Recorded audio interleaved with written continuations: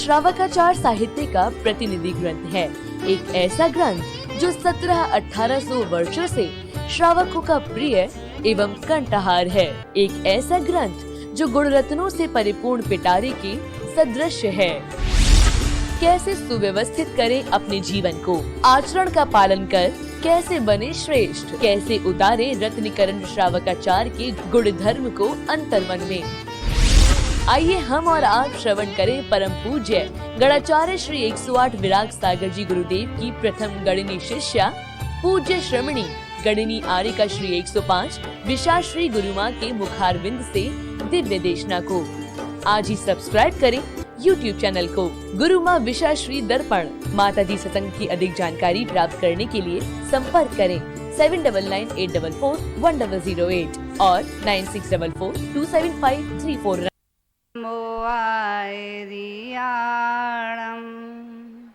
रमो वज्जायाणं रमो लोये सवसाहूणं।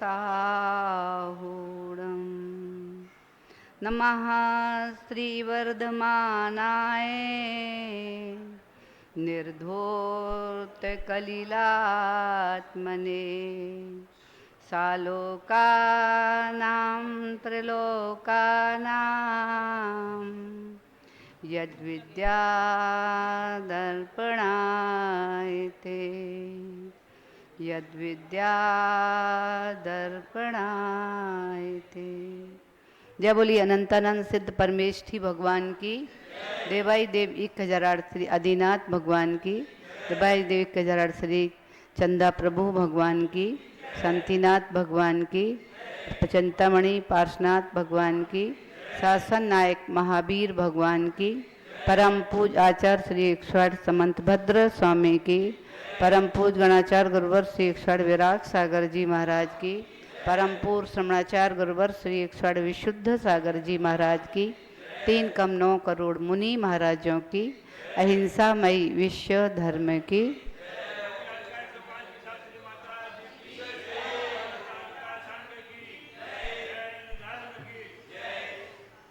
वर्तमान शासन नायक वर्धमान स्वामी के शासन में शांतनाथ भगवान के चरणों में विराज कर हम उनकी पावन अमृतमयी वाणी का रसपान कर रहे हैं, जिन वाणी जगत कल्याणी है, जन जन को आनंद और मंगल देने वाली है। ऐसी माँ जिन वाणी का जो श्रद्धा भक्ति आस्था के साथ अपनी कर्णांजलि से पान करके और अपने हृदय आसन पर विराजमान करता है। माँ जिन वाणी उसे 3 लोक के शिखर पर विराजमान करती है, ऐसा माँ जनवाणी का हम सभी पर परम उपकार है। विगत दिनों से परम पूज आचार्य समंतभद्र स्वामी, मुझे लगता है उनको तुम्हारे ऊपर पूरा विश्वास है, इसीलिए बार बार एक ही चर्चा कर रहे हैं, वो सम्यक दर्शन की। मैं तभी ये सोचती थी कि सम्यक दर्शन इतनी कठिन वस्तु नहीं है, एक बार भी देख करके सुन करके समझ करके प्राप्त हो सकता है, क्योंकि बहुत सारे आगम में ऐसे उदाहरण मिलते हैं। किसी पशु को, किसी पक्षी को, किसी व्यक्ति को एक बार ही दर्शन मिला, सुनने को मिला और सम्यक दर्शन के साथ में उन्होंने मरण कर लिया। आपने भी सुना होगा। इस गाथा के इस श्लोक के माध्यम से भी यही दर्शाया जा रहा है कि एक बार सुनने से देवगति को प्राप्त हो गया। सम्यक दर्शन इतना सरल है। फिर आचार्य समंतभद्र स्वामी, मुझे लगता है कि रत्नकांत साबकाचार्य का 41 गाथा प्रथम अध्याय में वो लगातार सम्यक दर्शन के ही बारे में बताते जा रहे हैं। इससे ऐसा लगता है कि उनको जितने अनुभव होंगे, हमारे पास उतने अनुभव नहीं है। उन्होंने निश्चित ही ऐसा परीक्षण किया होगा कि एक बार में पशु पक्षी तो समझ सकते हैं, मुझे लगता है मनुष्य नहीं समझ सकता। इसीलिए मुझे लगता है जे के मसाले आप प्रतिदिन सुनते हो, रोज रोज कहते हैं, डेली कहते हैं, लेकिन फिर भी प्रभाव नहीं पड़ता। यही कारण है समंतभद्र स्वामी भी सोचते हैं ऐसे भी लोग हैं यहाँ, चिकने घड़े के समान, कितना भी पानी डालो ठहरता ही नहीं। तो ऐसे भी लोग इसलिए बार बार कहो तो कुछ लोग शर्म के वशीभूत भी आ जाएंगे कि रोज कहा जाता चलो भैया आज चलो बैठ जाए। और मुझे लगता है यहाँ पर श्रावकों से ज्यादा श्रावकाएं बिजी हैं, क्योंकि श्रावकाओं को मुझे लगता है टाइम कम है, वो अपने उसी में बिजी रहती हैं। पुरुष वर्ग फिर भी अपना समय निकाल करके और जनवाणी का श्रवण करने आ जाते हैं। लेकिन मैं तो यही सोचती हूँ, जब चारण रिद्धिधारी मुनिराज ने 2 वक्ता थे और 1 श्रावक था, 2 वक्ता 2 थे, श्रावक 1 ही था, और उन्होंने जान लिया कि श्रावक नहीं है, लेकिन 2 वक्ताओं ने एक पापी को पाप करते हुए भी सम्यक दर्शन प्राप्त करा दिया। तो कभी कभी मैं सोचती हूँ वे रिद्धिधारी मुनिराज और उनकी वाणी में ऐसा अतिशय था। अब हम बहुत छोटे हैं, हमारी वाणी में तो ऐसा अतिशय नहीं हो सकता। उनकी वाणी से एक जानवर, पशु, जो जिसका काम ही हिंसा था, जिसका भोजन भी हिंसा से प्राप्त होता था, एक बार जनवाणी सुनने में जिसने हिंसा करने का ही त्याग नहीं किया था, अणुव्रतों को धारण कर लिया था।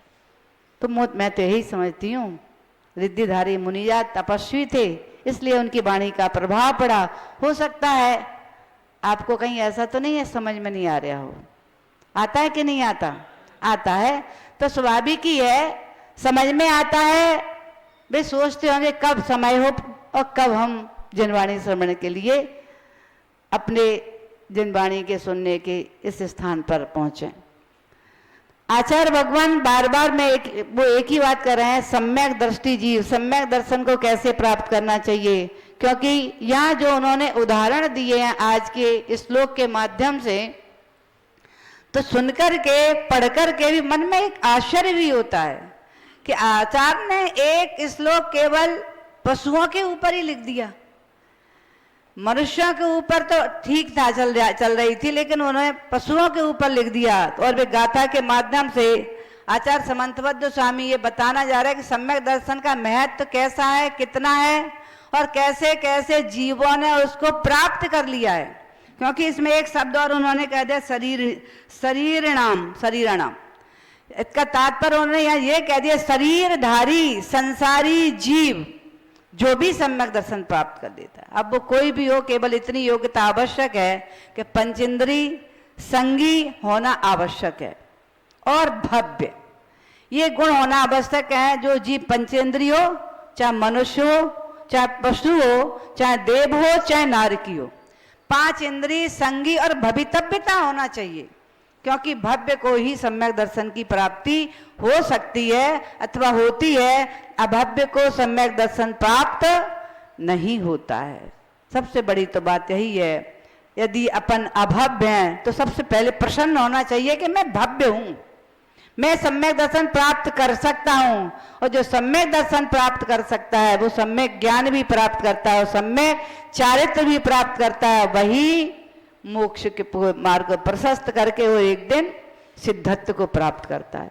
विशेषता बता दी है, ऐसे ऐसे गुण जिसके पास हैं वो सम्यक दर्शन प्राप्त कर सकता है। अपने अंदर खोजना, मैं भवितव्य, मैं भव्य हूं, इससे प्रसन्न होना कि मैं भव्य हूं, 5 इंद्रिय मेरे पास और मैं कैसा हूं, भव्य हूं, 5 इंद्रिय संगी हूं। मैं संगी का तात्पर्य मन सहित, क्योंकि जिसके पास मन नहीं होगा तो हित अहित के बारे में कैसे सोचेगा।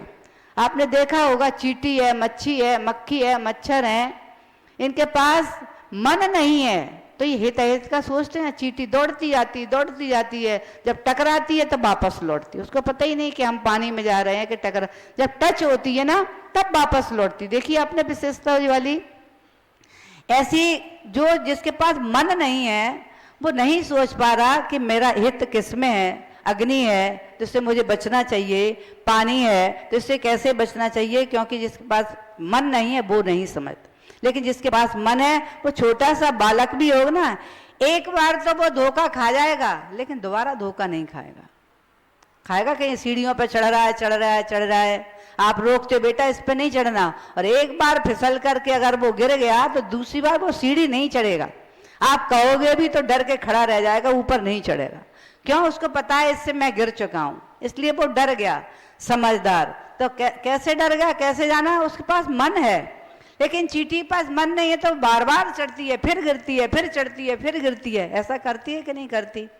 ऐसे ही इसलिए यहाँ कहा है मन है तो हमारे पास हित हमारा किसमें है और अहित हमारा किसमें है।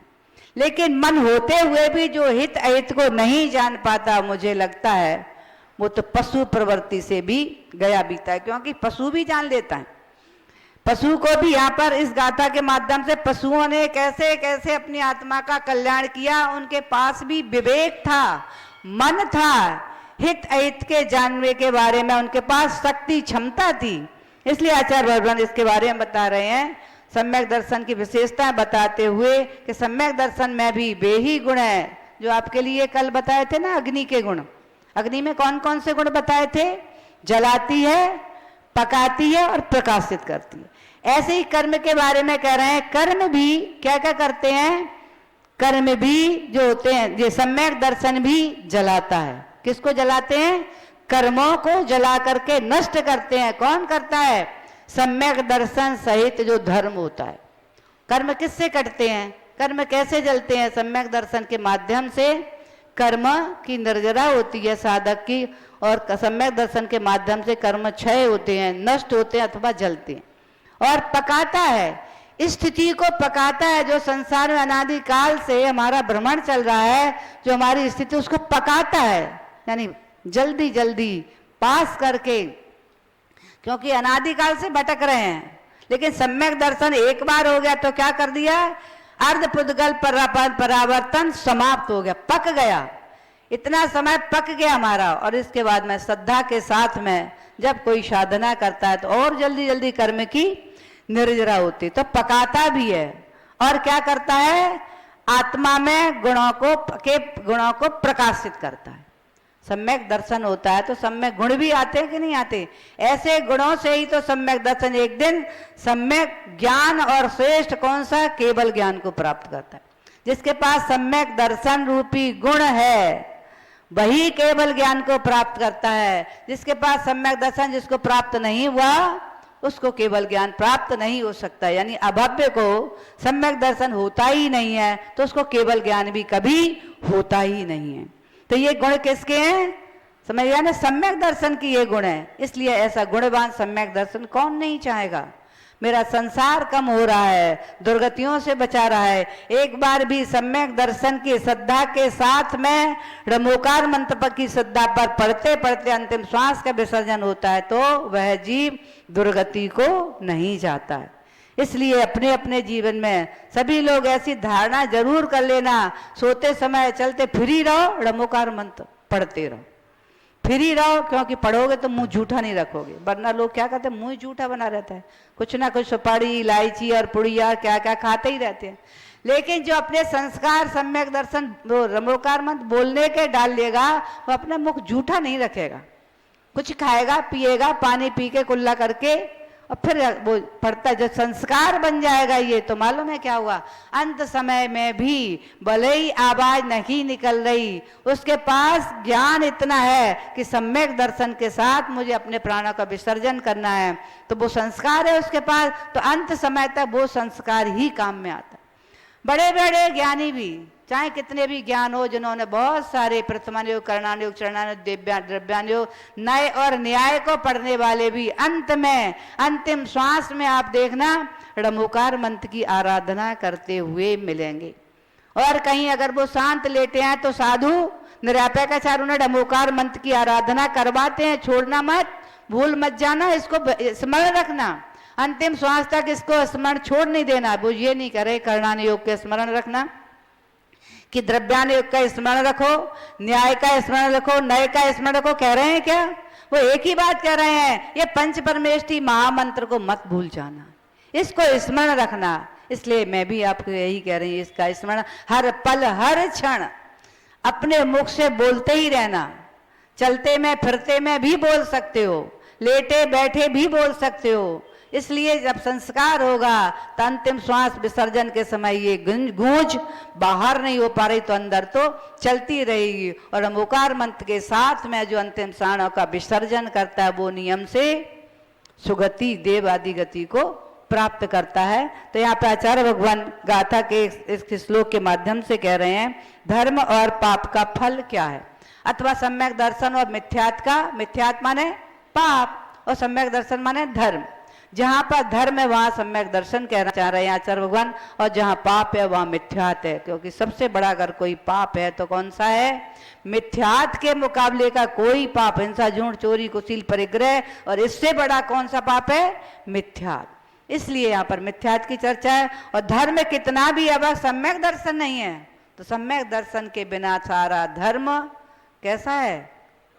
निरर्थक है। वो आपको मोक्ष मार्ग को प्रशस्त करने वाला नहीं है। और सम्यक दर्शन के साथ एक बार नमोकार मंत्र का उच्चारण भी कर लिया तो वो भी आपके जीवन को सार्थकता लाने वाला होगा। तो स्वापि देवोपि देवस्वा जायते धर्म किल्बिषा कापि नाम भवे धन्या संपद धर्माक्षरीणाम। आचार्य भगवान समंतवत स्वामी इस श्लोक के माध्यम से बताना चाह रहे हैं धर्म धर्म और कह रहे किल्बिषात्। क्या चीज? किल्बिषात् माने पाप। धर्म से कह रहे धर्म अथवा सम्यक दर्शन, किल्बिषात् का तात्पर्य पाप अथवा मिथ्यात्व। तो कह रहे हैं जो धर्म अथवा किल्बिषात्, इसलिए उन्होंने एक के बाद एक कह दिया स्वापि देवोपि देवस्व। स्वापि देवोपि यानी स्वापि का तात्पर्य श्वान। श्वान माने कौन होता है?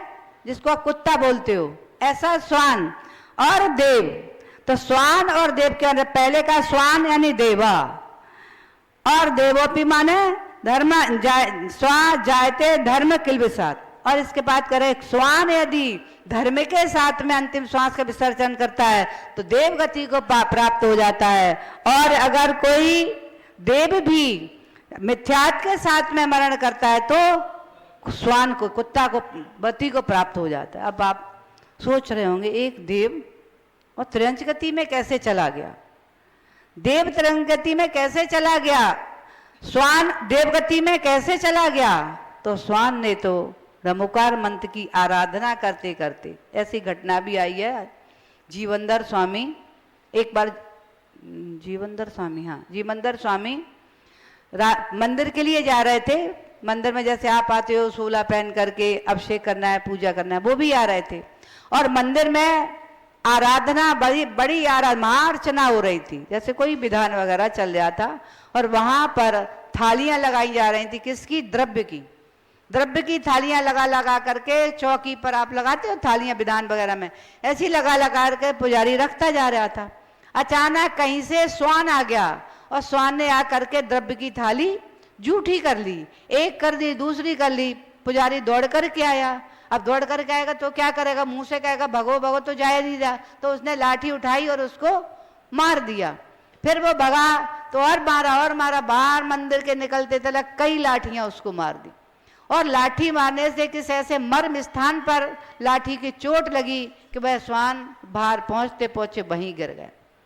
और उधर से जीवंदर स्वामी आ रहे थे और उन्होंने देखा ये कुत्ता मंदिर के दरवाजे पर क्यों पड़ा है। और देख रहे तो उसकी जो स्थिति इतनी दयनीय हो गई थी, मुख में से लार बह रही थी, आंखों से आंसू बह रहे थे, सांस की धड़कन तेज तेज चल रही थी। उसको देख करके जीवंदर स्वामी को करुणा आ गई और उन्होंने पूजा करने जा रहे थे। उनकी जगह कोई होता तो अरे कुत्ता पड़ा है, कौन छुए, क्यों न उससे बात करे, अभी हमें तो अभिषेक करना है।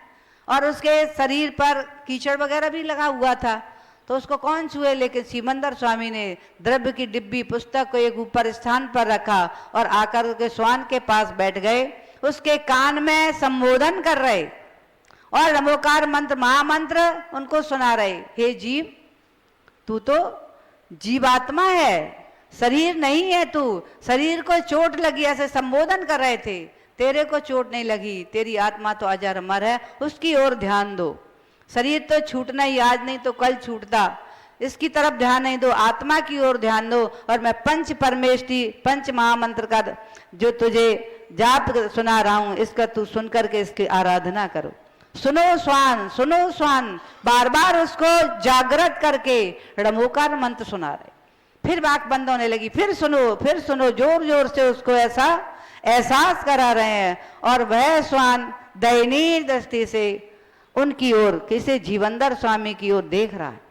आंखों में आंसू थे, वो आंखों के आंसू बंद हो गए। उनकी पर तरफ देख करके उसका जो चेहरा था, जो उस समय जो तकलीफ उसको हो रही थी, मुझे लगता है ड़मोकार मंत्र पढ़ सुनते सुनते उसकी तकलीफ, जो वेदना हो रही थी, वो भी शांत हो गई। और शांत मुद्रा में वह स्वान निरंतर जीवनदार स्वामी की ओर देख रहा था। देखते देखते उसकी अंतिम श्वास का विसर्जन हुआ और वह स्वान देवगति को प्राप्त हो गया। देवगति को प्राप्त हो गया। सोचो, स्वान एक ही बार ड़मोकार मंत्र सुना है ना, पहली बार ही सुना, उससे ही उसे सम्यक दर्शन हो गया। और सम्यक दर्शन के साथ में मरण करके यहाँ यही कह रहे, स्वापी देवोपी, स्वान देव हो गया, लेकिन कह रहे देवो स्वा। और देव मिथ्यात्व के साथ मरण करके स्वान हो जाते हैं। कैसे हो जाते हैं? देव चतुर ने कहा कि देव होते हैं ना, सबको पता होगा, भवनवासी, व्यंतरवासी, ज्योतिषी और कल्पवासी। ये देव के पास कितनी रिद्धियां होती हैं, कितनी शक्ति होती है ना, इनके पास रोग होते, कुछ नहीं होता। लेकिन जो मिथ्या दृष्टि देव होते हैं, वो सारा जीवन सागरों की आयु भोगों में मस्त होकर के कर देते हैं। और जो सम्यक दृष्टि जीव होते हैं ना, वे तो क्या करते हैं मालूम है? वे सम्यक दृष्टि जीव तत्व चर्चा करते हैं, ध्यान करते हैं, समोसण में जाके जिनेंद्र भगवान की वाणी सुनते हैं। और इसके बाद तीर्थों की, अकृत्रिम और कृत्रिम तीर्थों की वंदना करते हैं। इसमें अपना पूरा समय निकालते हैं। जब रोज तीर्थों की वंदना करेंगे, अकृत्रिम चैत्यालों की वंदना कर रहे हैं, सुमेरु पर्वत की वंदना कर रहे हैं, नंदीश्वर द्वीप में जाकर के वहां की वंदना कर रहे हैं। और जो देव को सम्यक दर्शन भी नहीं होगा, और ऐसे देव भी यदि नंदीश्वर द्वीप में वंदना करने पहुंच जाते, तो आप पूजा करते तो कहते हो कि नहीं कहते, हो सम्यक धर्म। माँ के दर्शन पूजन आराधना से जो विशुद्धि बढ़ती है, उससे क्या हो जाता है? सम्यक धर्म हो जाता है। धर्म जो है वो सम्यक हो जाता है, अथवा सम्यक दर्शन की प्राप्ति हो जाती है। ऐसा देव की चर्चा। लेकिन जो देव भोगों में मस्त है, ना वह जिनेंद्र भगवान के दर्शन करता है, ना तीर्थ वंदना करता है, ना समोसण में जिनेंद्र भगवान की वाणी को सुनता है, केवल करना पड़ता है। इसलिए किसकी आराधना कर लेता है?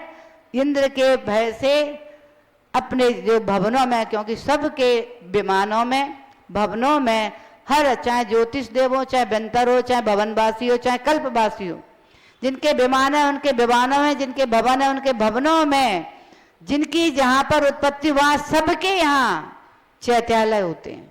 और चैत्यालय में कौन विराजमान होता है? अनंत भगवंत विराजमान होते हैं। अब उनकी भी आराधना नहीं करेंगे तो सबके ऊपर एक इंद्र होता है। इंद्र होता है।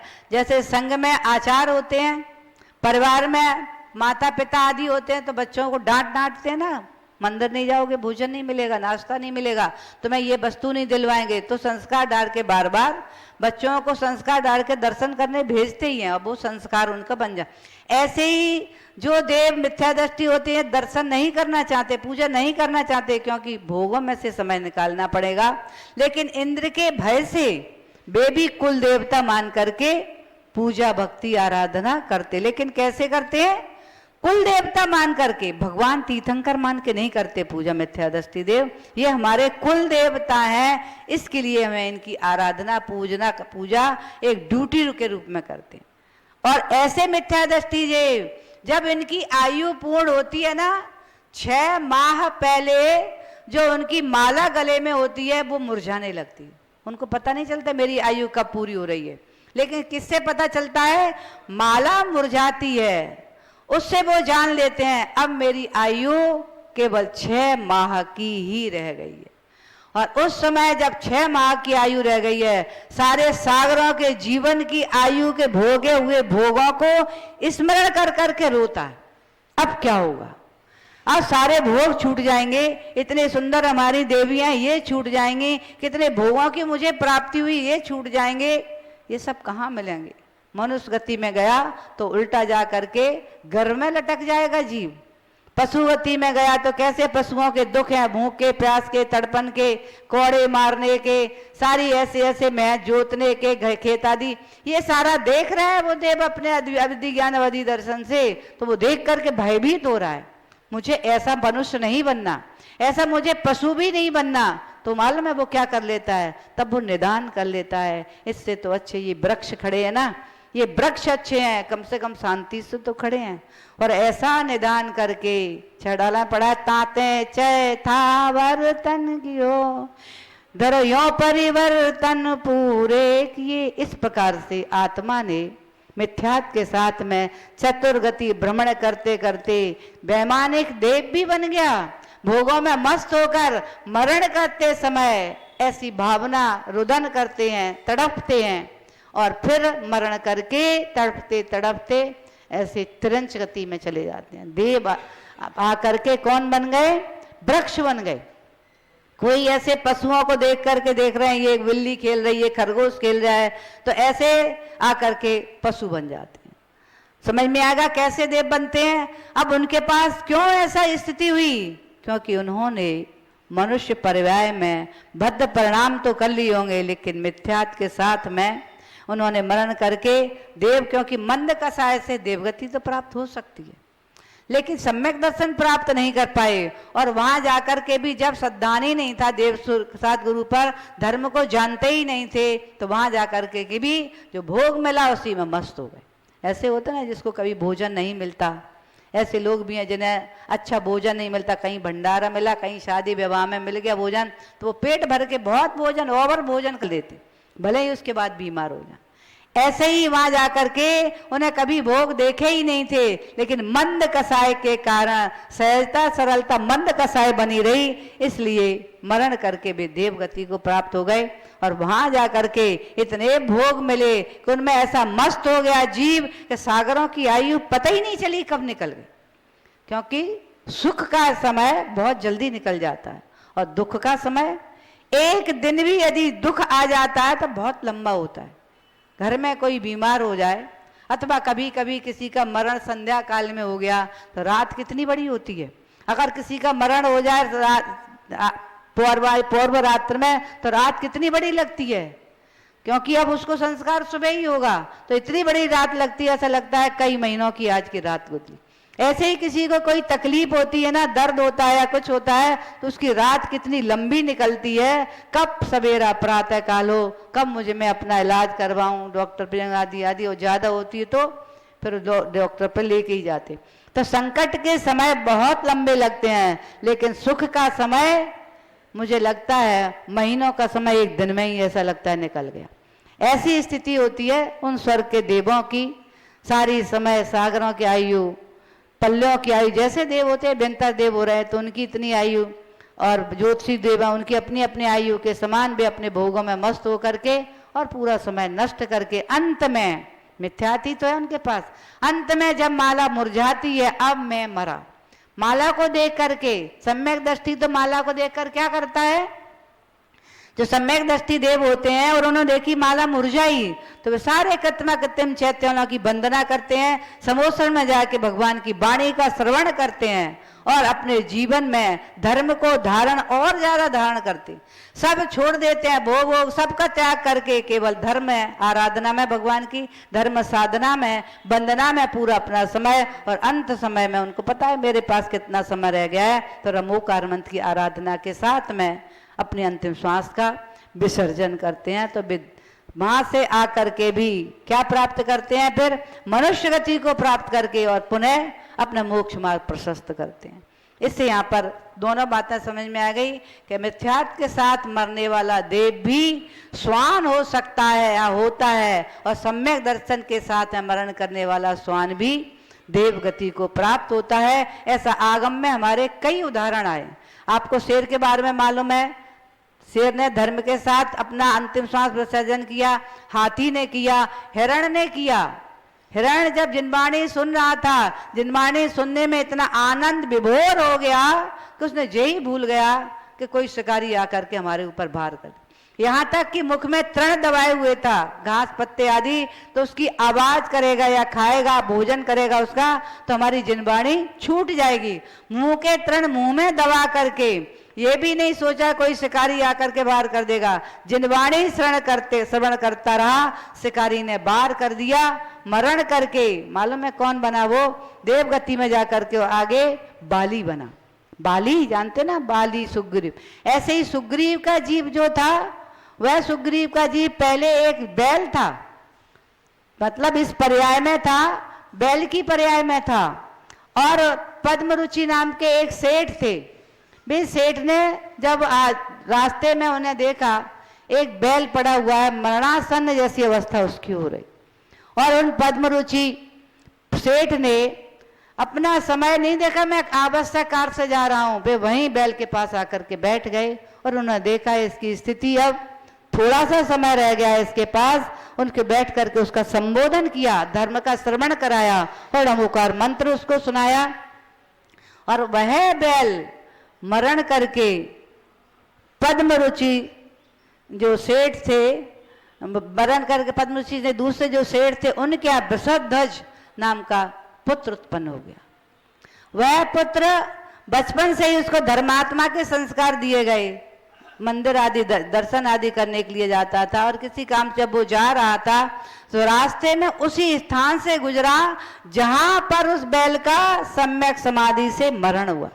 उसको जाति स्मरण हो गया स्थान पर पहुंचते ही, अरे ये स्थान तो एक बैल का है, जहां बैल का मरण हुआ था, ओहो वो मैं ही तो था, मेरा ही तो मरण हुआ था इस स्थान पर। जाति स्मरण हो गया और किसी ने मुझे ड़मोकार मंत्र धर्म का श्रवण कराया था। अब वो कौन है जिसने मुझे उस दुर्गति से बचा करके और एक सेठ का पुत्र बना दिया। अब कहाँ मिले वो व्यक्ति, तो वह चिंतन कर रहा था कैसे खोजा उसके, तो उसने अपने मंदिर में एक चित्र बनवाया। उस चित्र में एक बैल पड़ा हुआ है, उसका एक सेठ संबोधन कर रहे हैं, और संबोधन कर रहे थे ऐसा बनाकर के चित्र।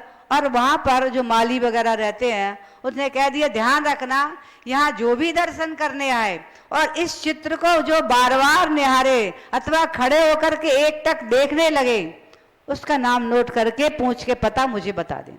तो उसने कहा ठीक है। एक दिन यही हुआ, वे पद्मरुचि सेठ उस मंदिर में दर्शन करने आए और उन्होंने चित्र को देखा, देख करके देखते ही रह गए, और उनको ऐसा लग रहा था जैसे ये चित्र मैंने बहुत पहले देखा है, ये चित्र मैंने कहीं ना कहीं इसको देखा है, ऐसा सोच करके उनके मन में चिंतन चलने लगा और वह देखने लगे। देखते देखते ही जो वहां माली वगैरह था उसने पूछ लिया आपका नाम क्या है।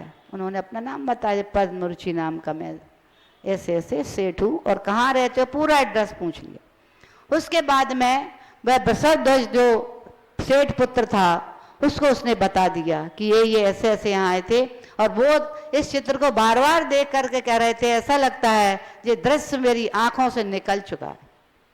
उसके बाद में सोचते रहे, फिर उसके बाद वृषध्वज ने उनको खोज करके जब जौना मेले चर्चा उन्हें उनको भी जाति स्मरण हो गया, जाति स्मरण ने वो याद आ गया उनको भी कि ये दृश्य याद, क्योंकि उनको तो पता ही था कि मेरे द्वारा एक बैल का ऐसे ऐसे हुआ था। तो वे सोचने लगे हाँ ये तो मेरे ही द्वारा हुआ था, वही चित्र किसी ने बनाया है।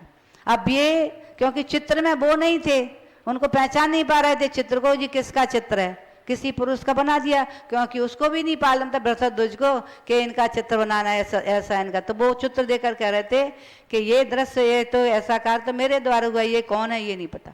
तो जैसे ही वृषध्वज मिले, दोनों मिले, वृषध्वज को भी जाति स्मरण हो गया था। उसने कहा आपने मेरा परम उपकार किया। बोलो मैंने आपका परम उपकार कब किया, आप तो एक सेठ पुत्र हो और मैं एक सेठ हूँ, आज तक हम आपसे नहीं मिले, आप मुझे पहली बार मिले हो। बोला नहीं मैं आपको दूसरी बार मिला हूं, मैं आपको एक पहली बार तो बैल के रूप में मिला था। बोले बैल के रूप में, अरे ये सेठ पुत्र बैल भी हो सकता है क्या, और बैल सेठ पुत्र कैसे हो गया। तब बोला मैं ही वह बैल था जिसको आपने धर्म से संबोधन और अम्बोकार मंत्र सुनाया था। उनको भी ध्यान आ गया, हाँ मैंने सुनाया था।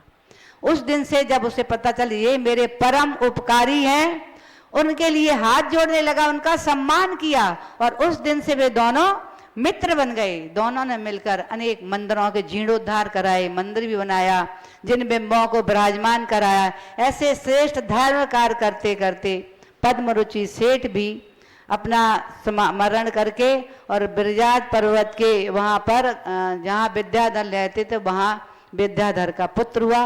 और ये जो जीव था बैल का, ये भी मरण करके यहाँ से ये मरण करके देवगति को प्राप्त होगा। भवांतर में वे पद्मरुचि सेठ जो वो राम बने और भवांतर में जो बैल का जीव था वह सुग्रीव बना, और सुग्रीव भी राम का ही भक्त बना, राम की तरफ से लंका पर चढ़ाई की। ये जीव का सोचो संस्कार है, किसी जीव का आपने उपकार किया है, जन्म जन्तराम जन्मांतरम में भले ही विस्मृत हो जाए लेकिन आपका उपकार अवश्य करेगा।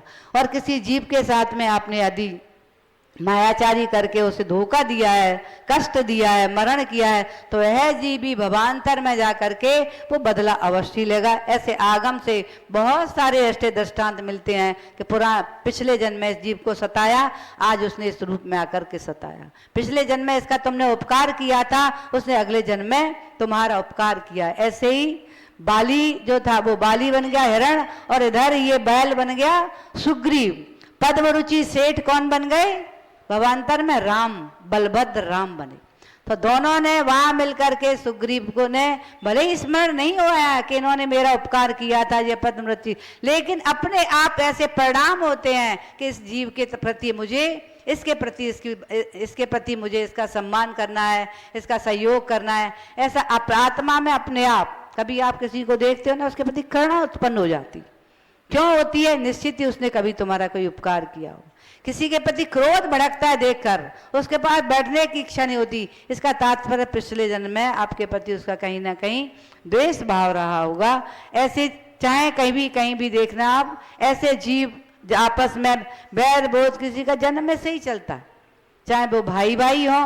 कोई भाई भाई का भी अपने सुना अभी पार्श्वनाथ का और कमठ का, शुरू से जो ईर्ष्या चल रही थी एक तरफा, तो एक तरफा ही चलता रहा, वही जीव दुश्मनी वही चलता रहा। तो ऐसे कई ऐसे उदाहरण आते थे। यहाँ पर भी ऐसे बैल को भी नमोकार सुन करके सबसे पहले कौन बना? उस नमोकार के प्रभाव से सेठ पुत्र बन गया, और फिर उसने वहां इतना धर्म दान आदि किया, उससे जा करके वह स्वर्ग में जा करके देव बना। और ये जा करके पद्मरुचि भी राम बने भविष्य में जा करके, फिर बेश्रावक और बेश्रावक बन के दोनों मोक्ष को प्राप्ति। सुग्रीव भी मोक्ष गए, मालूम होगा ना सबको, और राम भी मोक्ष गए।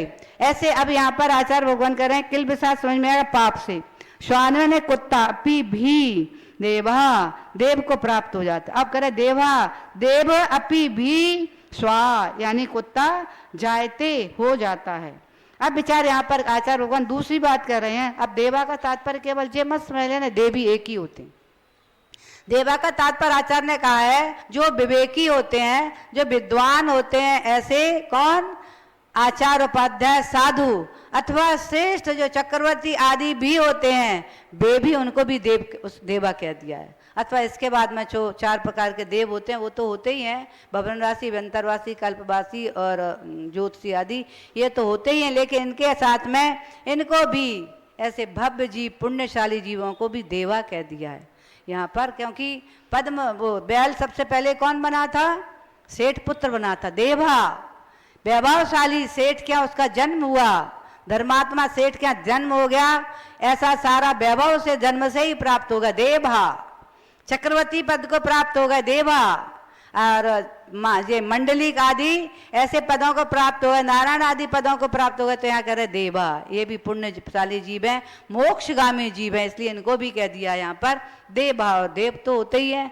वैसे भी आपने देखा होगा देव कितने प्रकार के होते हैं।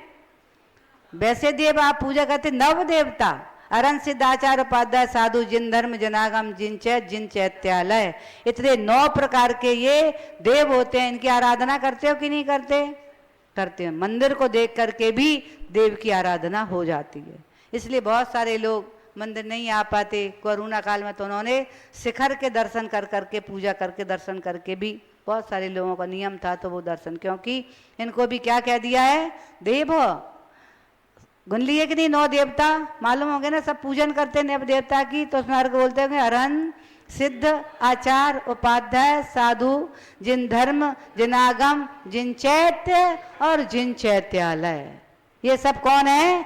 नव देवता, इनकी आराधना करते हैं। इससे आगे कर रहे हैं शरीराणाम, शरीरिणाम यानी कोई भी प्राणी, शरीर धारी संसारी जो भी प्राणी है, वो प्राणी कह रहे हैं पाप करता है तो दुर्गति को जाता है और धर्म करता है तो सुगति को। कोई अब ऐसा मत समझना केवल जैन ही मोक्ष जाते हैं, यह समझ समझ लेना जैन ही मोक्ष जाते हैं। मोक्ष जाने वाले कौन? जैनी तो वे हैं जिन्होंने जिन धर्म को धारण कर लिया वो जैन गए। मुझे लगता है मोक्ष जाने वाले तो राजपूत, क्षत्रिय। भगवान महावीर भी कौन थे? क्षत्रिय थे। ऐसे लोग माँ बाप से कहा जैनों की धरोहर है, जैनों की बाप होती है जिन धर्म, इसलिए जैनों की नहीं। जिन्होंने जिन धर्म को धारण कर लिया है वे जैन हो गए। लेकिन जैन यानी जिन धर्म को जो धारण करते हैं, आचार्य भगवान ये कह रहे हैं शरीर नाम का तात्पर्य है इस संसार में जो भी शरीरधारी जीव हैं और वे पाप करते हैं, मिथ्यात्व के साथ मरण करते हैं, दुर्गति में जाते हैं, और धर्म को धारण सम्यक के साथ मरण करते हैं तो कहा कह दिया है देवास्वा, देवगति को प्राप्त कर लेते हैं। ऐसे ऐसे भी जीव, चाहे वो धनवान हो, ऐसा मत सोचना कोई गरीब है उसको दुत्कार दो। एक गरीब ही था, ग्वाला था, सुभग नाम का ग्वाला, और वो बहुत गरीब था। तो वह ढूंढ रहा था कहीं मुझे कार मिल जाए। ढूंढते ढूंढते एक सेठ के फैक्ट्री के पर पहुंच गया। तो उससे पूछा तुम क्या करना जानते हो? तो वो सोच रहा था मैं तो कुछ करना नहीं जानता हूँ, मैंने तो गाय वगैरह को ही चराया है, कभी कभी वो ही जानता हूँ। तो बोला मुझे तो कुछ नहीं आता कार, मैं तो केवल गायों को ही चराना जानता हूँ, गायों को देखना जानता हूँ, उनकी परिवृत्ति व्यवस्था आदि करना जानता हूँ। तो ठीक है। सेठ जी बोले मेरे यहाँ बहुत गाय हैं, मेरे यहाँ तो गाय भी हैं, भैंसें भी हैं, तो चल मेरे गायों को ही देखना तू। तो वो जा करके और सेठ जी गायों को देखने लगा। उसके उनके लिए चराने ले जाता था, उनको नहलाता था, उनको भोजन आदि की जरूरत थी, पानी आनी सब ध्यान रखता था।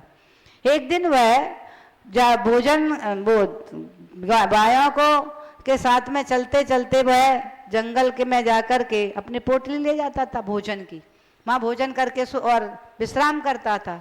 और वह विश्राम करने लगा तो वहाँ पर उसकी जो गायें थी वे गायें चरते चरते संध्या काल हो गई और गायें आगे निकल गई। आगे निकल गई तो जैसे ही वो जगा उसने देखा गायें कहाँ चली गई। उसने देखा गायें तो नदी पार जा रही हैं, अब क्या करूं? तो उसने कहा गाय को तो पकड़ना है, वे दूसरे जंगल गांव में चली जाएंगी। तो उसने सोचा, तैरना जानता था, तो उसने सोचा मैं नदी में कूद करके और गायों को वापस ले आऊंगा। वह गदी में जैसी, और उसके पहले की घटना थी कि वह जंगल में जब गाय चराने जाता था तो उसको बहुत दिन हो गए, और बहुत दिन हो गए तो उसे त्योहार वगैरह आया तो उसे अपने गांव जाना था। और गांव जाना था तो वह गांव जाते जाते एक रास्ते में देखा नदी मिली, और नदी के किनारे चट्टान पर एक मुनिराज विराजमान थे।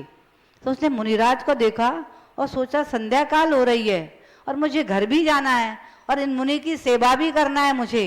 इन मुनि को कितनी ठंड लगेगी जिनके तन पर एक वस्त्र भी नहीं है। मैं जाता हूँ और मैं अपनी पत्नी को लेकर के आऊंगी, हम दोनों मिलकर रात भर मुनि की सेवा करेंगे। तो वो जाकर के अपने घर, पास में गांव था, अपनी पत्नी को ले आया और कहा इन मुनिराज की अपन दोनों को रक्षा करना है, ठंड में ये बीमार नहीं हो जाएं। तो रात भर वो उसकी पत्नी थी, वो लकड़ी जंगल में से बीन बीन करके टुकड़े लकड़ी के लाती रही, और वो महाराज के पास लकड़ी जला जला करके अग्नि से तपाता रहा उनको, और बार बार कहीं पीठ पे हाथ फेरने लगता था, कभी पैर दबाने लगता था, कभी अग्नि जैसे शांत होने वाली तो अग्नि प्रज्वलित करता था। ऐसे ही उसने रात भर निकाली महाराज की सेवा करते करते। प्रातः काल हुआ, महाराज ने जैसे ही देखा उसको आश्चर्य में पड़ गए, ये रात भर यहाँ बैठा है, और जान गए ये तो भव्य जीव है। भव्य जीव पर करुणा आ गई, और करुणा आके उन्होंने, उनको तो जाना था, सुबह सुबह गमन करना था, लेकिन उन्होंने कहा इसने रात भर इस शरीर का उपकार किया है, इसके लिए कुछ न कुछ देना चाहिए।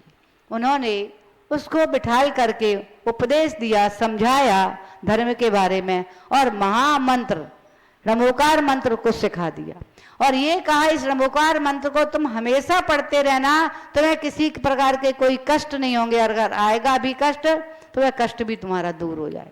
तो वो तो अब चलते फिरते कोई भी गाय चराने आता था तो रमोकार मंत्र गाता ही रहता था।